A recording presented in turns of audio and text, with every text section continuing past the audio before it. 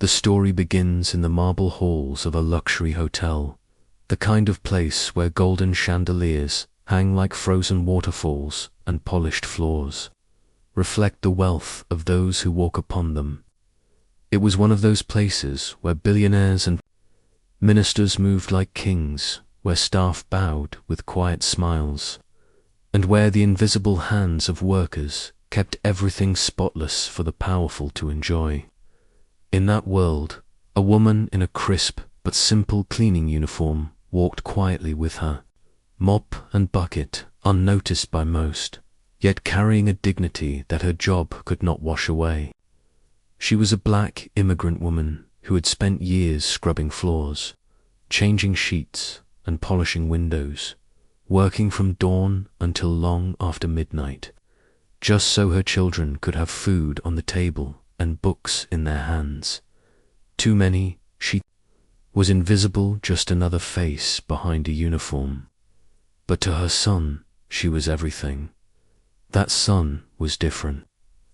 While other kids of cleaning staff played outside or got lost in the distractions of street life, he had chosen another path. He had grown up watching his mother struggle, yet never once complain. She taught him that no matter how small the job, it deserved respect.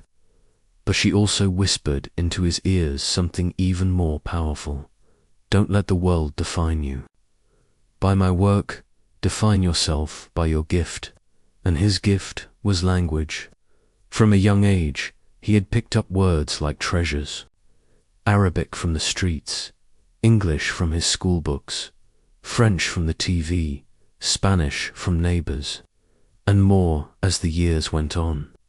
By the time he was barely 20, he spoke 9 languages, fluently, something even university professors would envy.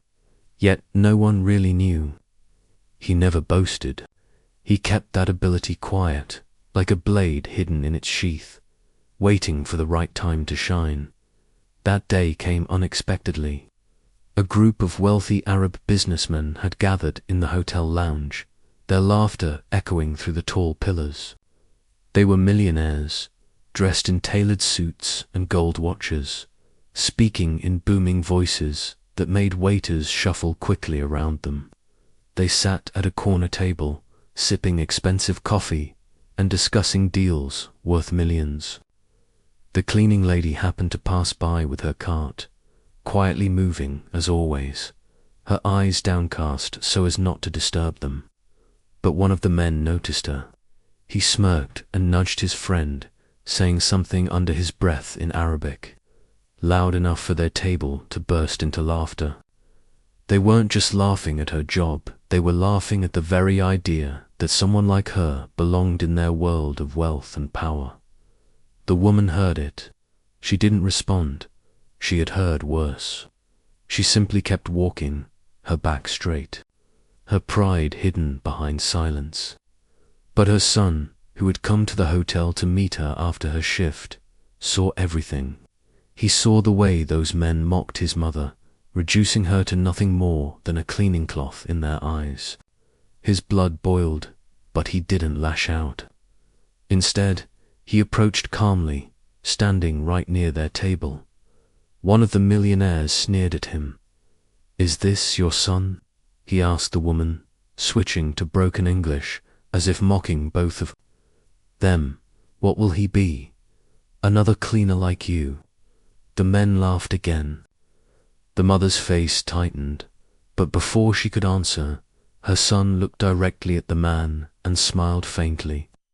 His voice was steady, almost casual, when he said, "I speak 9 languages." The laughter stopped for a second, then exploded, even louder than before. The Arab millionaire leaned back, wiping a tear of laughter from his eye. 9 languages. He mocked, his accent thick. "What are you, some kind of walking dictionary?" His friends joined in, tossing jokes back and forth. They didn't believe him. To them, he was just the son of a cleaner, nothing more. But the young man didn't flinch. He calmly switched tongues. First, he spoke in perfect French, addressing one of the businessmen who happened to be half French himself. The man's smile froze.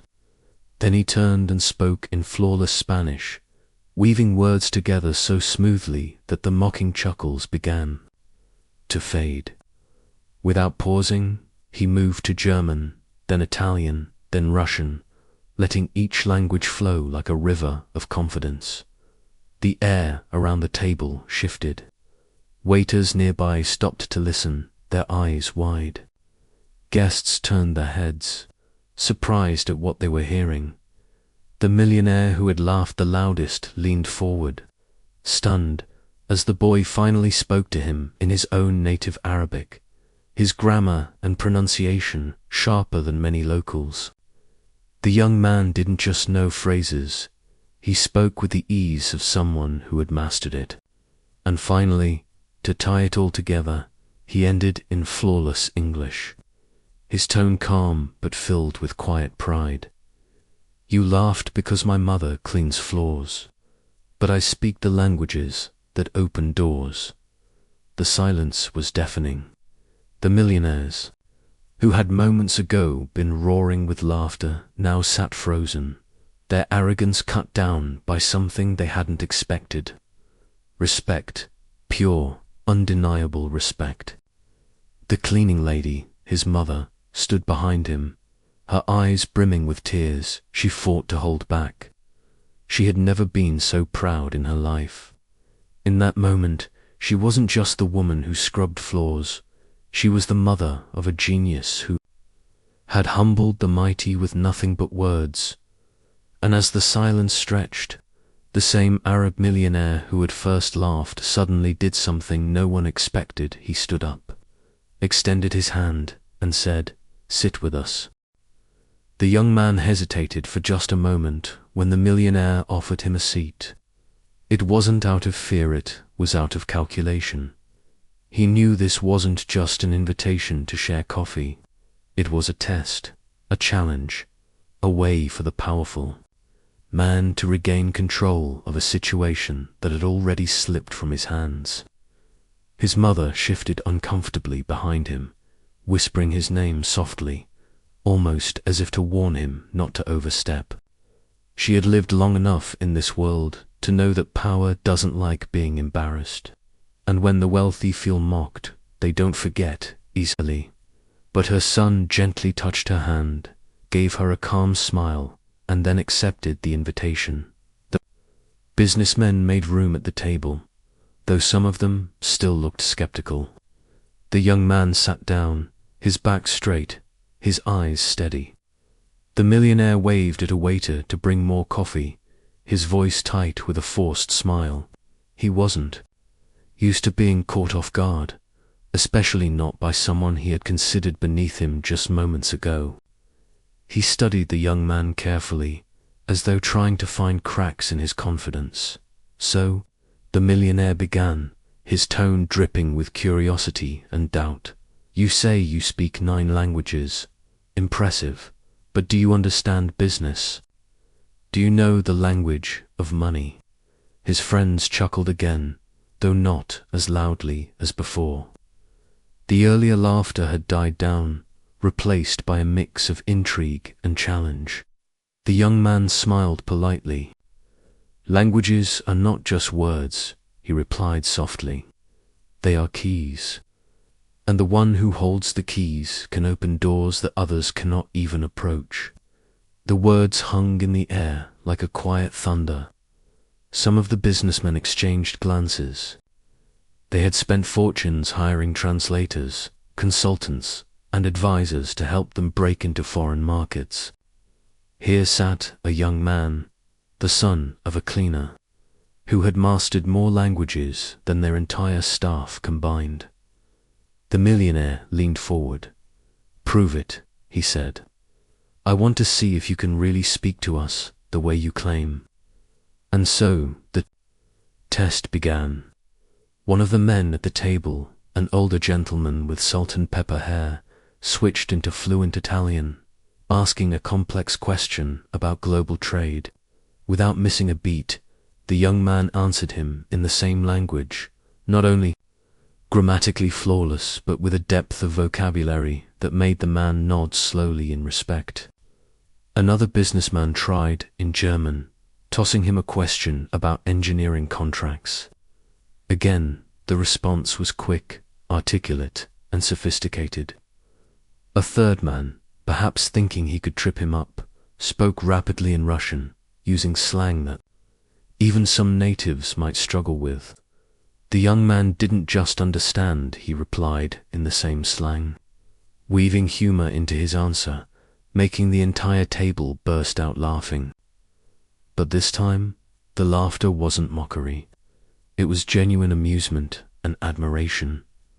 His mother stood at a distance, clutching her cleaning rag tightly in her hands, her heart racing. She had never seen him like this, sitting at the table of the powerful as their equal. To her, he was still her little boy who used to read borrowed dictionaries under a flickering lamp, repeating words until his tongue shaped them perfectly. She remembered nights when she returned from work exhausted, only to find him practicing accents in front of the mirror. And now, here he was, silencing the wealthy with the very skill he had sharpened in the shadows. The millionaire tried one last time to shake him. Languages are good, he said, but business is about power. What use are your words if you have no wealth, no position? The young man didn't blink. Instead, he leaned slightly forward, his voice calm but edged. With conviction, wealth can be inherited. Power can be bought. But knowledge must be earned. A man with money can lose it overnight. A man with knowledge carries his fortune inside him wherever he goes. The table went silent again. For a moment, even the clinking of cups and the shuffling of waiters in the lounge seemed to stop. The words struck deep, not only because they were true, but because they came from someone they had dismissed as nothing just minutes earlier. One of the quieter businessmen finally spoke up, his tone softer than before. "Who taught you all this?" he asked. The young man turned his head slowly, his eyes landing on his mother. "She did," he said firmly, "not with books or lectures, but with her life. Every floor she scrubbed was a lesson in perseverance. Every insult she endured was a lesson in dignity. She gave me more than money could ever buy. She gave me the reason to rise." The mother covered her mouth, tears spilling down her cheeks before she could stop them. The table of millionaires, men who rarely showed weakness, shifted uncomfortably. In their seats, they were not used to being humbled by truth. They were not used to feeling small in front of someone who technically had nothing. And yet, in that moment, they realized they were in the presence of something greater than money, pure, unshakable character. The millionaire finally leaned back, his face unreadable. He drummed his fingers on the table, studying the young man, with a mixture of pride, annoyance, and respect. "You have talent," he admitted, "and you have courage, perhaps more than some of us here. Tell me, what do you want in life? What is your ambition?" The young man took a deep breath. This was his moment. He could have asked for money, for a job, for opportunities. But instead, he said, "I want the world to know that the worth of a man is not written on his skin or his clothes or his mother's job. It is written in his ability, his discipline, and his respect for himself and others." The words landed harder than any demand for wealth could have. The businessmen looked at each other, their eyes shifting, their pride slowly melting away. For once, they couldn't laugh, couldn't dismiss, couldn't mock. They could only listen. And as the coffee arrived at the table, steaming and fragrant, the son of the cleaning lady lifted his cup with the same quiet confidence that had carried him through humiliation and disbelief.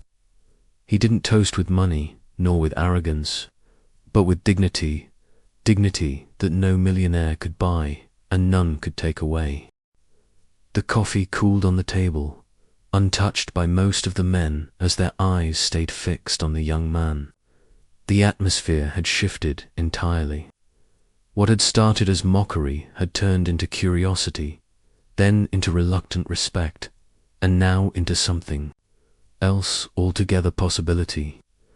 They were men who thrived on opportunity, men who invested millions at the snap of a finger if they saw potential. And now, staring at the son of a cleaning lady, they saw potential that money could not manufacture. The millionaire who had led the laughter earlier finally leaned forward, his elbows on the table, his gaze sharp. "Words are fine," he said, slowly, "but the world is not kind to dreamers. You say knowledge is power, but power needs to be proven. So tell me, boy, are you ready to prove yourself outside this table?" The young man met his stare without hesitation. "I am ready." A ripple of surprise crossed the table. They had expected hesitation, modesty, or even fear, but there was none. The confidence in his voice carried the same weight as the silence that followed. The millionaire smirked. But this time it wasn't out of mockery, it was out of intrigue. He gestured to one of his assistants, a man in a tailored suit who had been standing silently behind him the entire time. "Bring me the file," he ordered. Moments later, a leather folder was placed on the table. The millionaire slid it across to the young man. "This," he explained, "is a deal we are negotiating with a European company. Millions of dollars are on the line, but they refuse to speak Arabic or English. They prefer to deal in their own tongue. We have translators, of course, but I want to see what you can do. Can you read this?" The young man opened the folder. Inside were pages of dense legal and financial documents written in flawless German. His eyes scanned the lines quickly, his mind absorbing the structure, the vocabulary, the hidden nuances. He didn't just read, he understood. He looked up. Calmly, "This is not just a contract," he said. "It is a trap." The businessmen straightened in their seats. "What do you mean?" one of them demanded. The young man tapped a paragraph halfway through the document. "Here," he said, switching to German as easily as flipping a switch. "This clause gives them the right to raise prices without notice, and it obligates you to continue buying from them regardless. In simple words, they are tying your hands while leaving theirs free. If you sign this, you will lose far more than you gain." The assistant hurriedly flipped through the pages, his brow furrowed. The millionaire grabbed the file himself, scanning the section the young man had pointed out. Slowly, the color drained from his face. The boy was right. Their highly paid translator had either missed it or chosen not to mention it. Either way, this young man had spotted in minutes what professionals had overlooked in weeks. The room erupted in murmurs. Some of the businessmen whispered among themselves, astonished. Others stared at the boy as if he had grown taller before their very eyes. The millionaire raised his hand, silencing them. His eyes locked on the boy again, but now there was no trace of arrogance in them. There was only something rarely seen in men like him. "Respect you," he said quietly. "Just saved us millions." The boy shook his head. "No, I simply read carefully. Words are like doors, sir. Most people glance at the lock. Few notice the trap built into the hinges." The millionaire leaned back in his chair, a slow smile spreading across his face. This was no longer a game. This was no longer a test. This was discovery, the discovery of someone who was more than what the world had assumed. His mother, still standing near the edge of the lounge, could hardly breathe. She had scrubbed these floors for years, and never once had anyone of importance looked at her as anything more than part of the furniture. Yet now, those same powerful men were hanging on the words of her son, treating him not as a servant's child, but as an equal, perhaps even more than an equal. Her heart swelled with pride so fierce it felt like it might break her chest. The millionaire finally spoke again. "Tell me, young man," he said, "do you want a job?" The boy paused. This was the moment many dream of an offer, a chance to climb into the world of the powerful. But he remembered his mother's words, the lessons she had taught him. Never beg, never sell yourself cheap, never let desperation write your value. So instead of answering directly, he leaned back slightly and asked, "What kind of job?" The men chuckled at his boldness, but this time it was approving, not mocking. The millionaire's eyes gleamed. "A job that could change your life.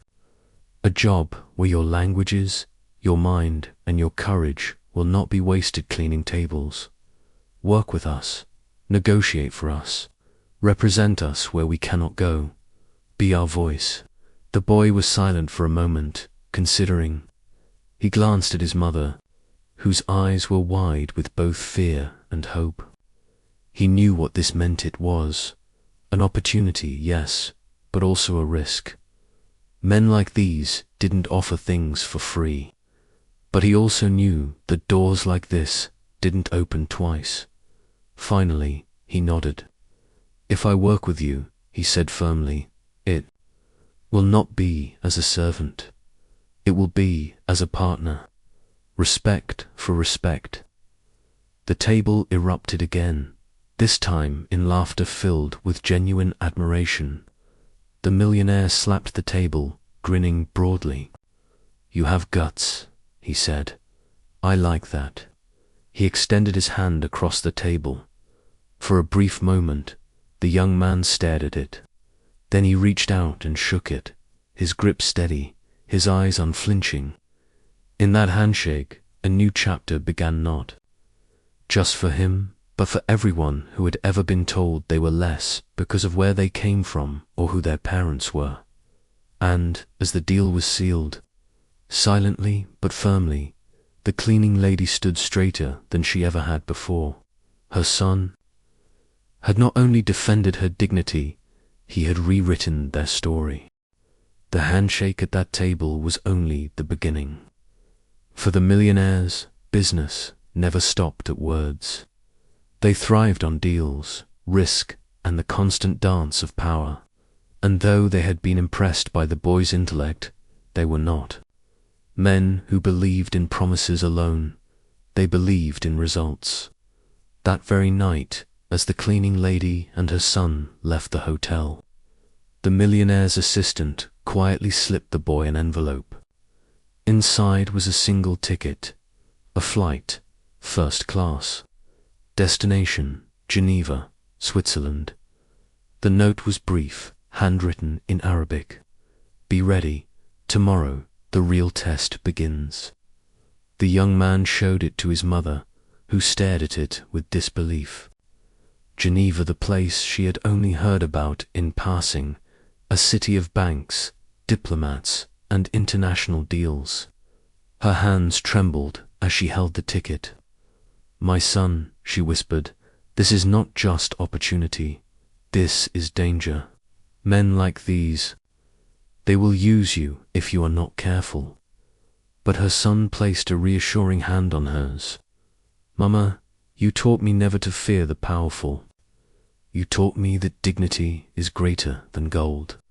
I will go, not as their servant, but as myself. If they test me, they will see who I truly am."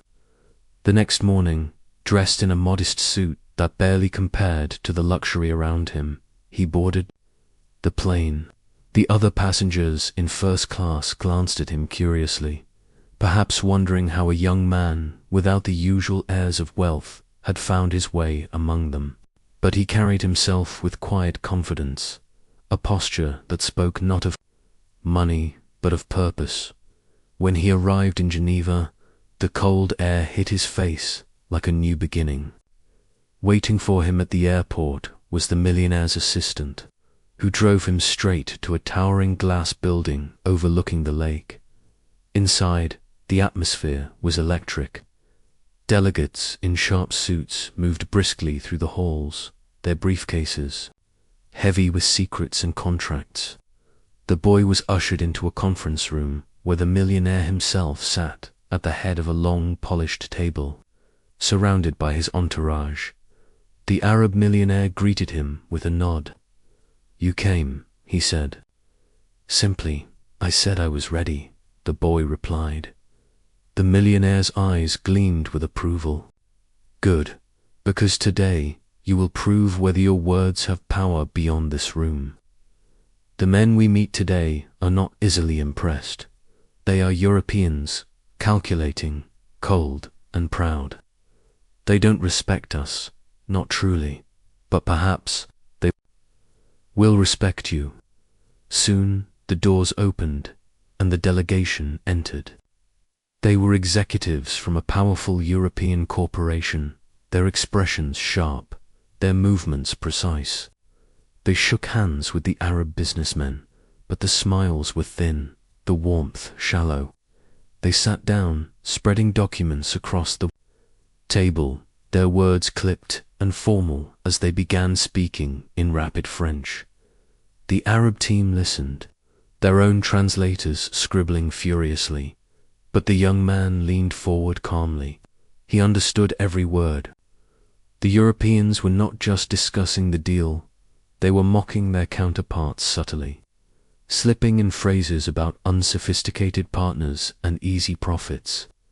Thinking no one at the table truly caught the sting hidden behind the polished language, the boy cleared his throat softly.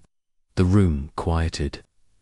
And then, in flawless French, he addressed the European executives directly. "Gentlemen," he began, his tone steady, "if respect is the foundation of partnership, then perhaps we should build this conversation on honesty, not arrogance."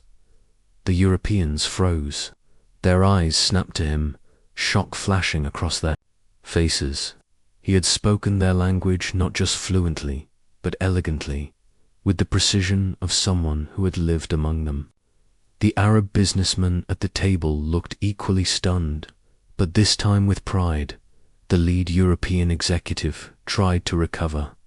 "And who are you?" he asked coldly. The young man's eyes didn't waver. "I am the voice you did not expect. The son of a woman who cleans floors, yes, but also the man who understands your words, your culture, your intentions. And I am here to make sure this deal is not built on exploitation." A murmur ran through the Arab side of the table. The millionaire himself raised an eyebrow but said nothing. He wanted to see how far the boy would go. The negotiations began in earnest. The Europeans spoke rapidly, throwing out complex terms, hoping to overwhelm. The boy responded in French, then shifted effortlessly into German when one executive tried to steer the conversation. When another attempted to corner them with legal phrasing in Italian, the boy met him word for word, dismantling the argument with clarity and poise. Hours passed. The air in the room thickened with tension, but slowly the tone of the Europeans began to change. Their smirks faded, their confidence cracked. For the first time, they were negotiating with equals, with someone who outmatched them. By the end of the meeting, the deal that had once been skewed entirely in their favor had been reshaped into something balanced, fair, and profitable for both sides. When the final documents were signed, the millionaire turned to the young man, his eyes shining with something deeper than amusement. It was admiration. "You have done what our best advisors could not," he said quietly. "You turned their arrogance into respect." The boy simply nodded. "Respect is earned," he said softly, "and sometimes it is demanded." The delegation left, their heads bowed slightly, their pride wounded but their respect undeniable. The Arab businessmen remained in the room, still processing what they had witnessed. The millionaire stood and placed a firm hand on the boy's shoulder. "From today," he declared, "you are no longer just the son of a cleaner. You are a man who speaks for kings and nations." The words echoed in the boy's ears, but more than that, they echoed in his mother's heart when he called her. Later that evening, she listened silently as he told her what had happened, tears streaming down her face. She had worked her whole life in silence, invisible to the world. But now, through her son, her dignity had been carried into rooms she would never enter, spoken aloud in languages she would never understand, and though she was far away, still holding a mop in her weary hands, she whispered one truth to herself: "My son has already become greater than any millionaire at that table." The Geneva deal spread like wildfire through circles of wealth and power. Word traveled fast among men who rarely praised outsiders, but this time the story could not be contained. The son of a cleaner humbled the Europeans, they whispered, in boardrooms and private clubs. A boy with no fortune, no name, but with 9 tongues sharper than any blade. By the time the young man returned home, he was no longer invisible. He stepped into the same hotel lobby where his mother still worked, but now the eyes that once ignored him followed his every move. Staff whispered his name with awe. Guests glanced at him with curiosity. Even managers who had once barely nodded at his mother now smiled too quickly, their tones overly polite, as if respect for her son demanded they finally acknowledge her. But with respect came something else and there were whispers, murmurs that grew in corners. Some said he was only being used as a novelty, a performing parrot with many tongues. Others claimed he had been lucky, that the millionaires would discard him once the excitement faded. A few, poisoned by jealousy, whispered crueler things, that he was arrogant, that he had forgotten his place, that he had risen too quickly for it to last. He noticed the stares. He heard the whispers, but he never forgot the look in his mother's eyes when she had heard his voice on the phone from Geneva. That was his anchor. He had not risen for the approval of others. He had risen for her, for the dignity that life had stolen from her and the thousands like her. The millionaire, however, was not done with him. Within days, he summoned the boy again. This time, not to test him, but to offer him a role, an official one. "Work with me," he said, his voice serious now. "You will be my advisor, my interpreter, my negotiator. Wherever I cannot speak, you will. Wherever my words fall short, yours will carry the weight. In return, you will have access to everything: travel, knowledge, power." The boy considered it carefully. He knew that to accept meant stepping into a world far larger and far more dangerous than anything he had known. It meant facing not just business deals, but politics, egos, and forces that did not welcome outsiders. But he also knew that opportunity like this was rare, and that if he turned away, he might never have another chance to use his gift where it mattered most. He agreed. The weeks that followed were a whirlwind. He found himself in London, then Madrid, then Cairo, then back to Europe, sitting across tables where contracts worth billions were signed. Time after time, he turned situations around, not with threats, not with money, but with words. His ability to slip seamlessly into languages disarmed rivals, impressed allies, and uncovered lies buried in clauses. Each success added another layer to his reputation. He was no longer just the boy who spoke 9 languages. He was becoming known as the bridge. the one who could connect worlds that didn't trust each other. But as his star rose, so did the shadows around him. Some businessmen grew wary of his influence, whispering to the millionaire that he was too young, too bold, too unpredictable. Others tried to lure him away, offering him money, jobs, and luxuries if he would leave and work for them. He refused every time, not because the offers weren't tempting, but because he remembered his promise, respect for respect, yet not all. Opposition came from outside. Within, there were men who resented him. Advisors who had spent years building their place now found themselves overshadowed by a boy they had once dismissed. They whispered poison into the ears of those with power. "He is dangerous," they warned. "He has too much influence over you. Can you really trust the son of a cleaning woman to protect millions?" The millionaire heard these whispers, but he was no fool. He had seen the boy's worth with his own eyes. Still, he also knew the truth. Power attracts enemies, and enemies test loyalty. And so, he decided to test the boy in a different way. One evening, after a long day of negotiations, the millionaire called him privately to his suite. The room was dimly lit, the city lights flickering beyond the glass windows. The millionaire poured 2 glasses of tea and handed one to the boy. "You have impressed me," he said, his tone calm but probing. "But I must know something.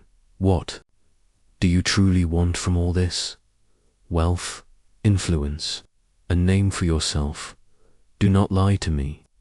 The boy held the glass carefully, meeting his eyes without fear. "I want none of those things for myself," he said. "I want what my mother taught me to walk in dignity, and to lift those who are forced to bow. If wealth comes, I will use it. If influence comes, I will guard it.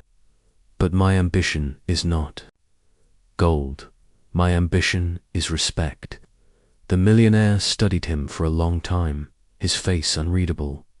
Then, slowly, he smiled.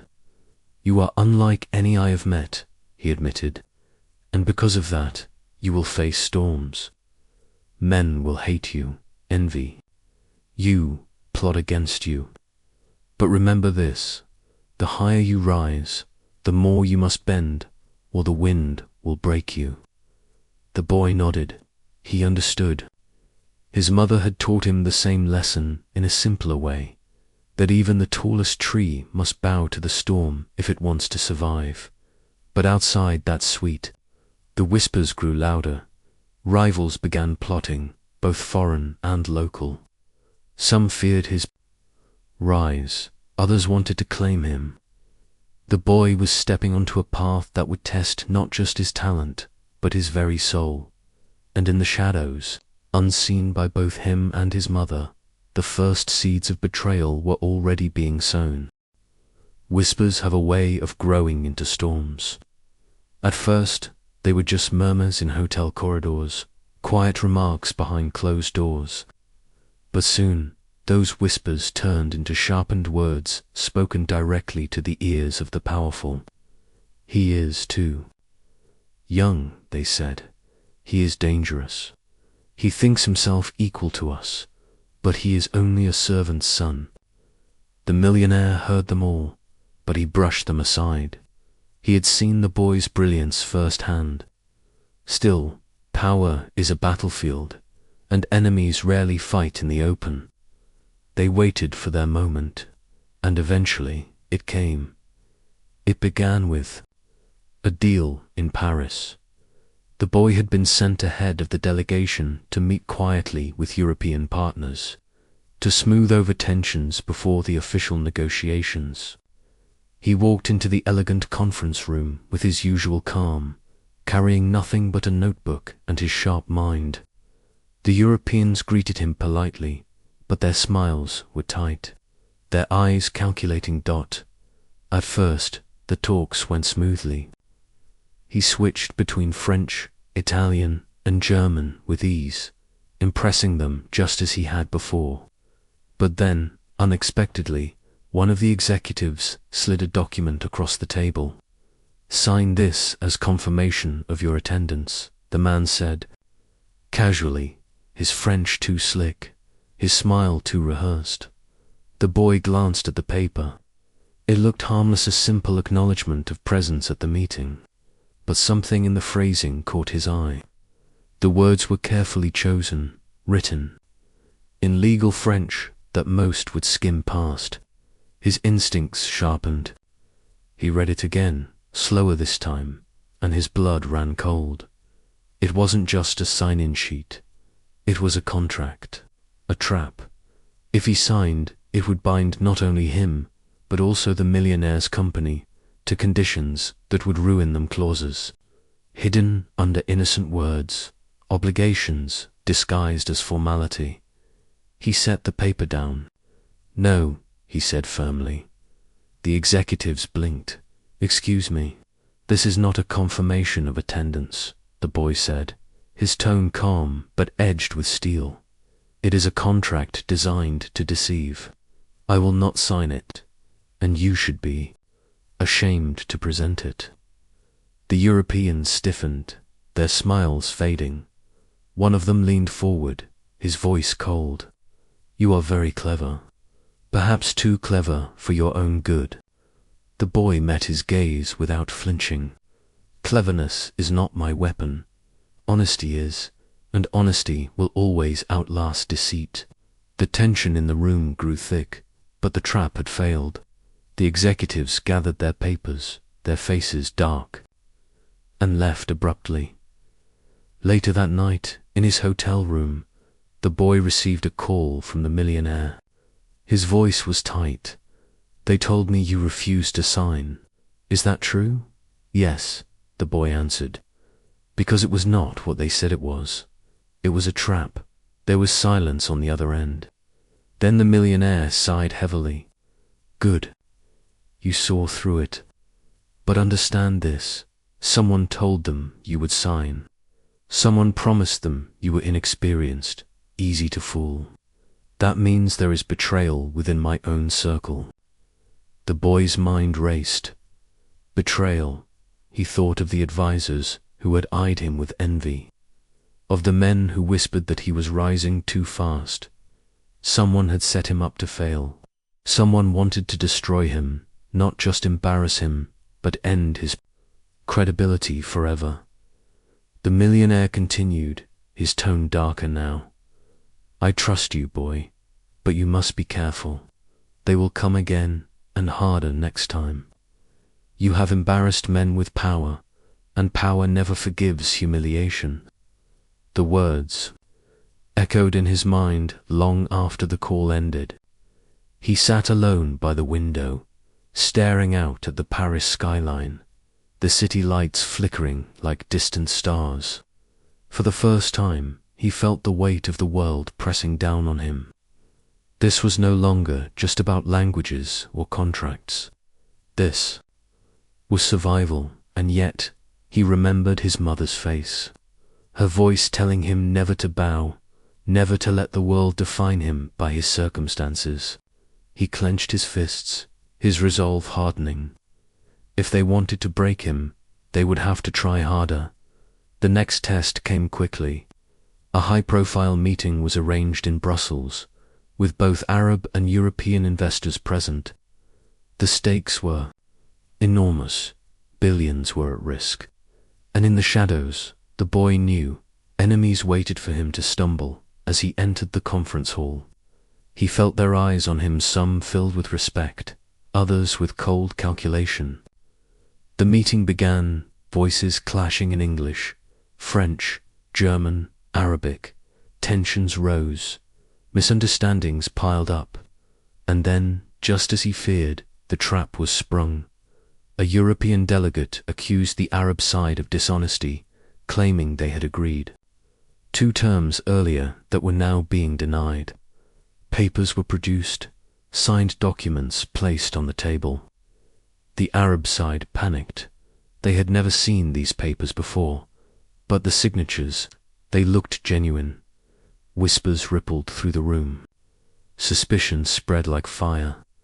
Allies shifted uneasily in their chairs. The entire deal was about to collapse. All eyes turned to the boy. He picked up the papers, studied them closely. At first glance, they were perfect. But then, his sharp eye caught a single detail. A word written in Spanish instead of French. A translator's slip. A detail so small that most would overlook it, but not him. He stood, his voice ringing across the room. "These documents are forgeries," he declared.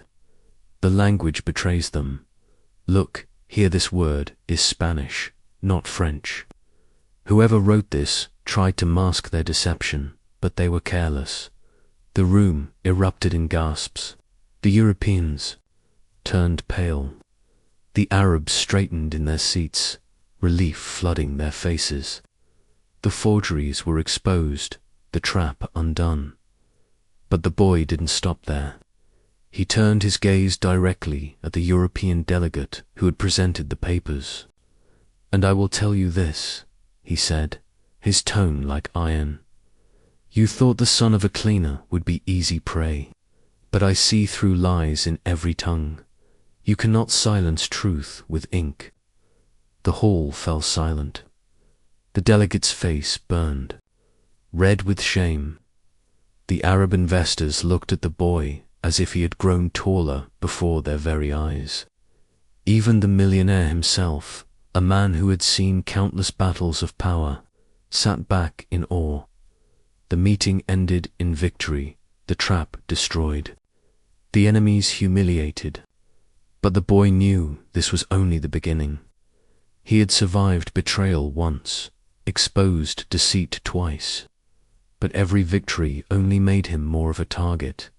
And in the quiet of the night, as he returned to his hotel room, he whispered to himself the same words his mother had once told him: "Respect is earned in silence, but it is defended in battle." The boy's rise could no longer be hidden. What had begun as curiosity had grown into whispers of admiration, and those whispers became headlines across boardrooms and embassies. The polyglot prodigy, the son of a cleaner who speaks 9 tongues, the boy who saved millions with words. His story was repeated in circles that once would have dismissed him without a second glance. But now they leaned forward when his name was mentioned. Still, through every applause, through every nod of respect, one face never left his mind. His mother. He remembered her bent over the mop, her hands raw from scrubbing, her eyes weary but her spirit unbroken. Every victory he had earned, every deception he had destroyed. He had done with her sacrifice burning in his chest like a flame. The millionaire saw it too. He had tested the boy, watched him survive betrayal and humiliation, and come out sharper every time. But the millionaire was not a man to waste gestures. He waited until the right moment to strike his final blow, not against the boy, but against those who had mocked him. That moment came during a grand banquet in Dubai. The hall glittered with gold chandeliers, its marble floors reflecting the light like water. Princes, diplomats, and business tycoons filled the room. It was a gathering of power, a place where image mattered more than truth, where appearances weighed more than souls. The boy stood at the side of the room, quietly observing. He was no longer the uncertain child who had once been laughed at. Now he carried himself with calm authority, his presence felt even in silence. Yet he knew he was still seen as the millionaire's translator, a tool, a function. Respect had been given, yes, but it was incomplete. The millionaire rose from his seat, his booming voice calling the hall to silence. "Tonight," he declared, "we speak not of wealth, nor of titles, but of honor. Too often we measure a man by his fortune and forget the soil from which he grows. I stand here not to boast of riches, but to honor a gift greater than gold. He gestured toward the boy. This young man, many of you have seen him at my side. You thought him only a translator. You thought him a curiosity, something to be admired, but not to be respected. But tonight, I tell you this, he has saved me and my fortune more times than I can count. His mind is sharper than any blade, his honesty stronger than any contract. His gift has protected us all, whether you know it or not. The room murmured, heads turning toward the boy. The millionaire's voice grew louder. And you laughed at him. I laughed too, once, because he is the son of a cleaning lady. But tell me what shame is there in honest work? His mother scrubbed floors while you drank from golden cups. She polished the ground you walk upon, and while you ignored her, she raised a son who speaks 9 languages, a son who now stands taller than any of us. The hall froze. Some lowered their eyes in shame. Others clenched their jaws, uncomfortable with truth spoken so publicly. But no one dared interrupt. The millionaire continued, his eyes blazing. So tonight I honor her. Bring her here. Gasps filled the hall. The boy's breath caught in his throat. 2 attendants stepped out, and there she was, his mother, dressed simply, her hands still calloused, her posture uncertain as she stepped into the blinding lights of the banquet hall. She looked small among the glittering gowns and tailored suits, but to her son, she was larger than life. He rushed forward, taking her trembling hand, guiding her to the stage. She looked up at him, her eyes wet, her lips whispering, "What is this?" The millionaire spoke again. This woman, who scrubbed my hotels, is the mother of the boy you once mocked. Without her, none of this would exist. Her son is proof that dignity cannot be erased by poverty, that greatness can rise from the humblest hands. He lifted a golden medal, placing it around her neck. The hall erupted into applause, some reluctant, some genuine, but all undeniable. The boy's mother covered her face with her hands, overwhelmed, tears spilling down her cheeks. For the first time in her life, she was not invisible. She was honored, seen.